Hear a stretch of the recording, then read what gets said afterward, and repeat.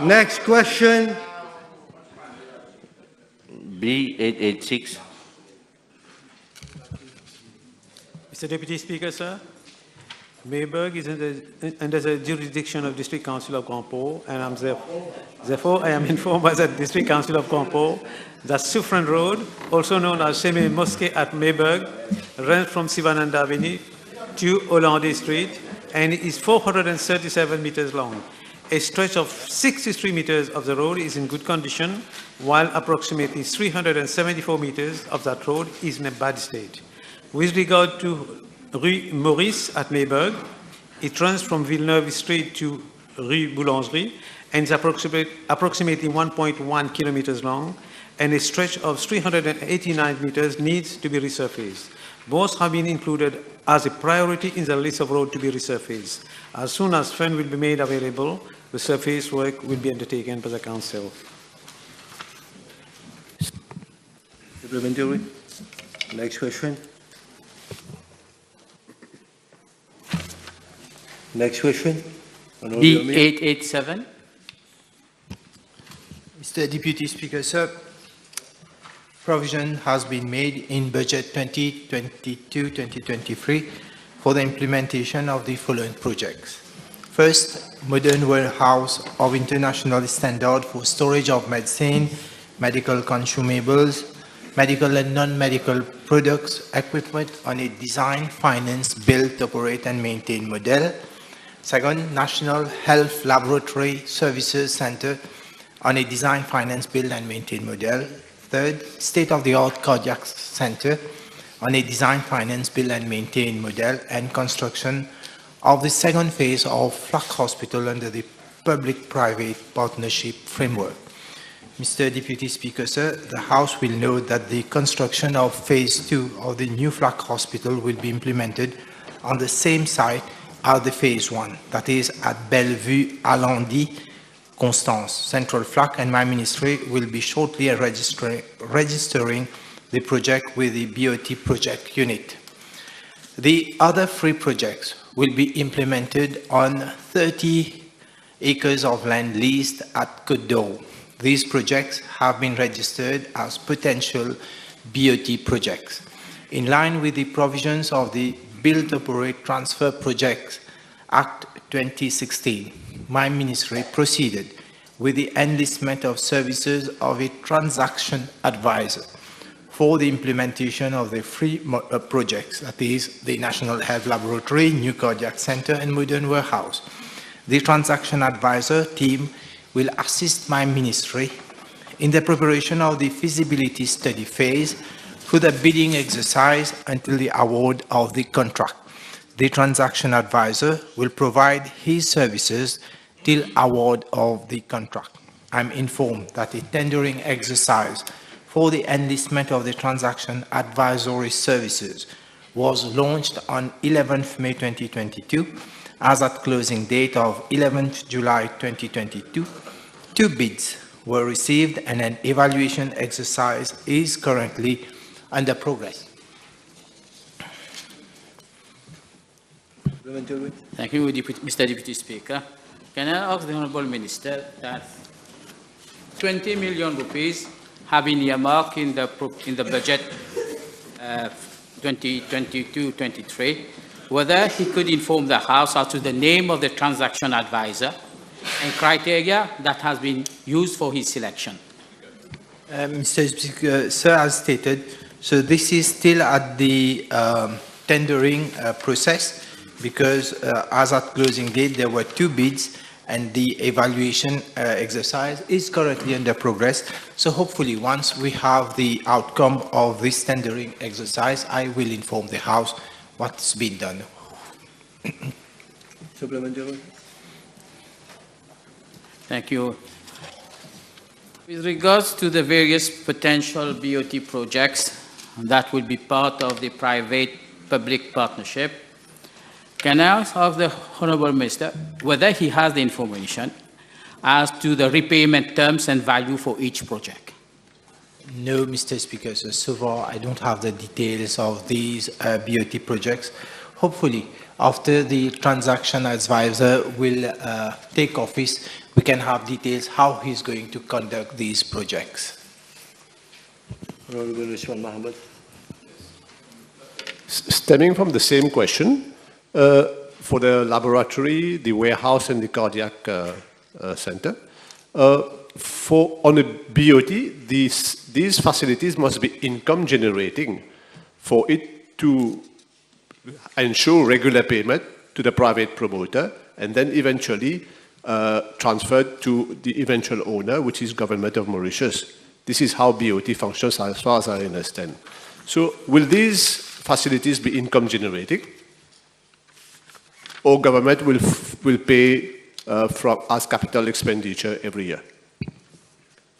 Mr. Deputy Speaker, Mr. sir, Please. yes, I don't have this information in terms of, we know that all these projects, they are not income generating because they are services that will be provided free of cost to the Mauritian population. And this will be obviously involve the Ministry of Finance, how, if ever we have one project, how the repayment will be done based on which terms and conditions. I'm sure the transaction advisor will guide us on the, the process of how these projects will be implemented under the BOT.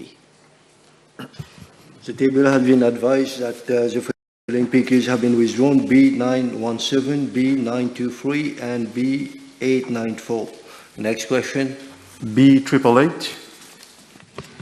Mr. Speaker, sir, I intended to reply to question PQ B888 and PQ B198 together as they relate to the same subject matter. But I need your guidance as to whether PQ B198 has been withdrawn. Clerk, can you please confirm? What number did you say again, please? PQ B198, because earlier I recall to have 918, sorry. 918. Is it? Yes. It's been withdrawn. Okay. In July 2021, government took the decision to re-establish the price observatory with the primary objective of giving consumers more visibility on certain prices of certain essential products. Subsequently, the Consumer Protection Price Observatory Committee Regulation 2020-2021 was promulgated with effect from the 3rd September 2021. The Price Observatory Committee was set up in November 2021. I am therefore informed that the committee has had 8 meetings at which the model and methodology to be adopted for the price observatory mechanism were extensively discussed. I am also informed that 5 analytical reports have been prepared. However, these reports include a lot of analytics and technicalities which could be quite difficult for the average consumers to understand. Mr. Deputy Speaker, sir, it is with this perspective that a price monitoring and control application is being developed so that people can easily access information in a user-friendly way. As such, in September 2021, my ministry signed a contract with the Mauritius Research and Innovation Council and Verde Frontier Solution Limited for the development of a mobile application by the latter under the Public Sector Transformation Scheme. The project, which amounts to 2 million rupees, is being financed by MRIC. The project is in the final stage of implementation and the legal consent and disclaimers are being finalized.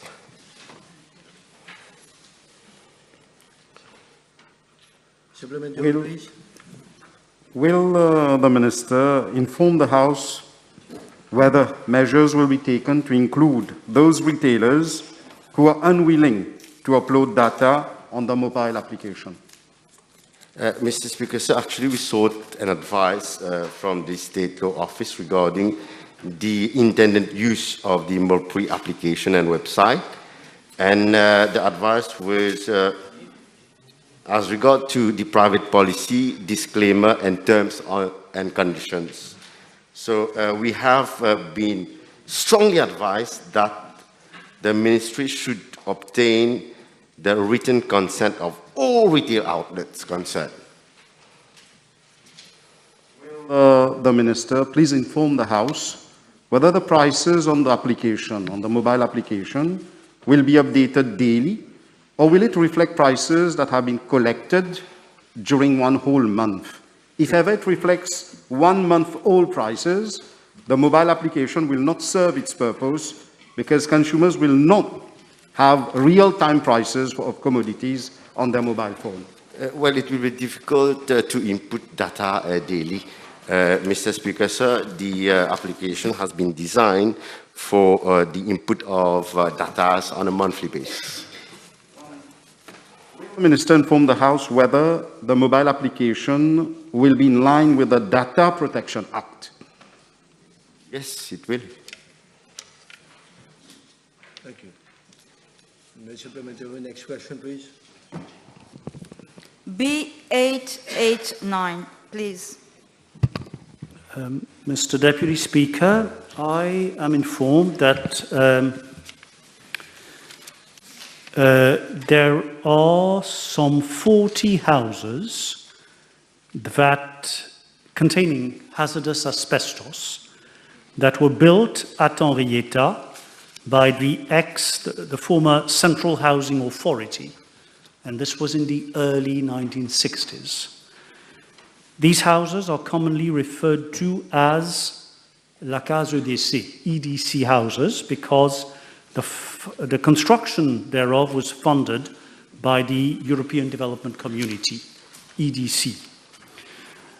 I am also informed that further to the recommendations of the Addison report, these houses were treated with oil and epoxy-based paint to prevent disintegration of the panels, the wall panels, which would thereby constitute danger.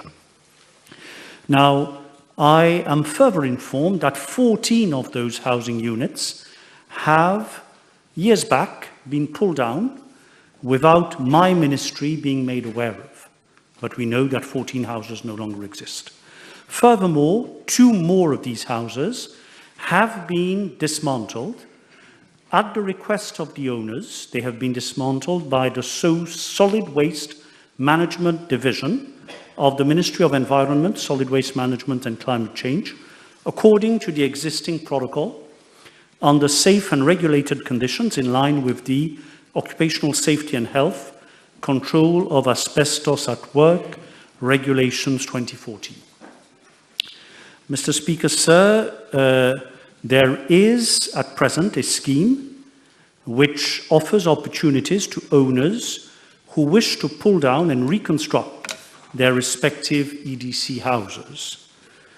This present scheme including the existing protocol, is being revisited to ensure better coordination among concerned authorities and occupiers of the EDC housing units for more effective and expeditious removal of asbestos in EDC houses. Indeed, in the last budget speech, my colleague, the Minister of Finance, has announced that for the complete removal of asbestos from residential dwellings, government will rebuild some 1,800 ex-CHA houses for an amount of 800 million rupees. This bears testimony to the commitment of this government to do away with hazardous asbestos in residential dwellings as soon as possible. Thank you. Supplementary? Je vous remercie, Monsieur le Vice-président. Le Premier ministre adjoint pourrait-il indiquer à la Chambre s'il y a un manque de coordination et de suivi entre son ministère et le ministère de l'Environnement, sachant qu'une maison à Henrietta a été démolie depuis plus de 2 mois, c'est passé à la radio, sur une radio privée, et cette maison n'a toujours pas été reconstruite et le plastique qui recouvre les murs se détache progressivement et en plus nous sommes en hiver. Merci. D'abord, Monsieur le Vice-président, permettez-moi d'exprimer le regret que ma collègue députée, qui me connaît de longue date, ne m'ait pas approché pour attirer mon attention quant à un problème qui semblerait urgent, qui se serait posé. Évidemment, nous aurions donné toute notre attention à ce cas précis. Donc, elle m'a posé 2 questions supplémentaires. Je répondrai à la première. Avant 2014, le protocole existant était tout à fait inadéquat. Il n'existait pas vraiment de mesures pour permettre l'élimination de l'amiante. M. Osman Mohamed pourra poser sa question supplémentaire par la suite. Je crois que Madame voudrait écouter ma réponse, n'est-ce pas, comme l'exige la politesse. Merci. Donc je disais que ce protocole était tout à fait inadéquat. Il n'y avait pas une planification de l'élimination de ces résidences avec de l'amiante, malgré l'excellent travail réalisé par le gouvernement MMM-MSM entre 2000 et 2005 avec le rapport Addison et les recommandations qui y étaient contenues. Donc en 2014, il y a un nouveau protocole qui est introduit, qui prévoit que l'élimination de l'amiante soit effectuée par la seule unité de l'État, qui est les compétences techniques, donc cette division du ministère de l'Environnement à laquelle je faisais référence. Le problème dans les arrangements présents, ce n'est pas un manque de coordination entre le logement et l'environnement, loin de là.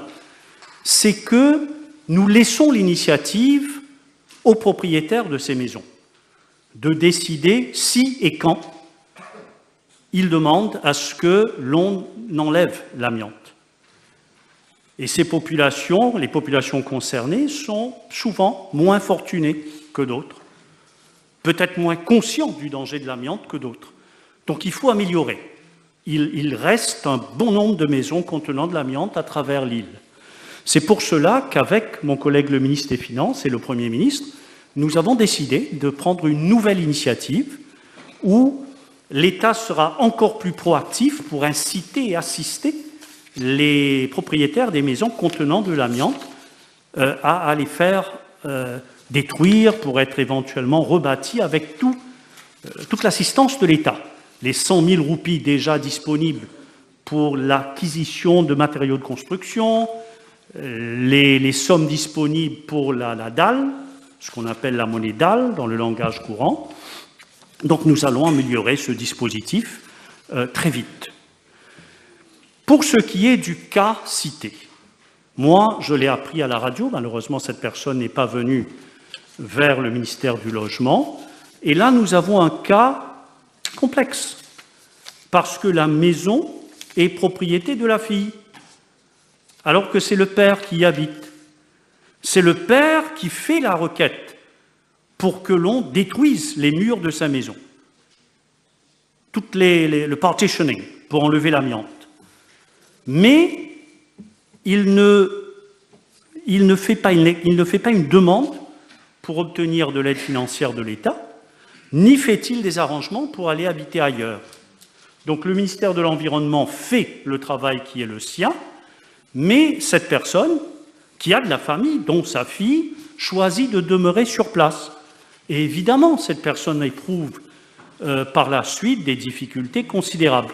Ce que je puis dire à Madame la députée, c'est qu'après, puisque nous sommes très attentifs à ce qui se dit, la NHDC, en coordination avec la NEF, sous la responsabilité de ma collègue la ministre de la Sécurité sociale, et avec le concours de mon collègue le ministre de l'Environnement, la NHDC a effectué plusieurs visites.